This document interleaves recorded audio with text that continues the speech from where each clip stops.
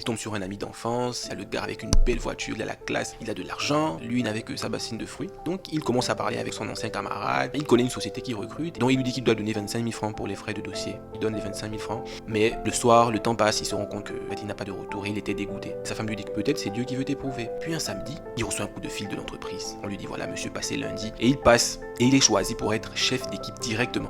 Donc le soir, le boss le reçoit et il lui rend les 25 000 francs de l'inscription. Et bon, il n'avait pas compris sur le coup, mais bon, sa vie a basculé. En un an seulement, il a acheté une belle maison, une grosse voiture. Il a lancé un chantier au village. Tout était parfait. Il était devenu quelqu'un, enfin. Mais sa femme, elle n'était pas tranquille. Elle lui disait, je sens que ce travail n'est pas normal. Sors de là. Lui, il était tellement aveuglé par l'argent, il n'a pas cherché plus que ça et au contraire, il s'est même fâché contre son épouse. Et puis un soir, son ami l'appelle. On a réunion aujourd'hui à 23 h. Il part à la réunion et là, il découvre la vérité. C'était pas une entreprise normale, mais c'était une secte. Le boss lui explique calmement, cette année, tu dois donner quelqu'un de ta famille. C'est la condition pour garder ton poste et pour que l'entreprise prospère. On lui laisse 15 jours et le choix est clair. Soit il donne sa femme, soit il donne sa mère. Sinon, c'est lui qui paie.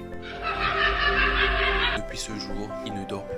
Il a voulu démissionner et on lui a dit que tu travailles ou pas, tu dois faire le sacrifice, sinon c'est toi qui pars. Il regarde sa mère, celle qui l'a nourri quand il n'avait rien. Il regarde de l'autre côté sa femme, celle qui a patienté toutes ces années avec lui dans la galère et il se dit comment est-ce qu'il va choisir, comment sacrifier une des deux et s'il refuse, c'est lui qui va disparaître. Donc il a essayé d'en parler avec sa femme, mais sa femme n'a rien dit, même pas un mot, comme si elle savait déjà. Et aujourd'hui, il est piégé, il ne sait plus quoi faire. À sa place, qu'est-ce que vous auriez fait ?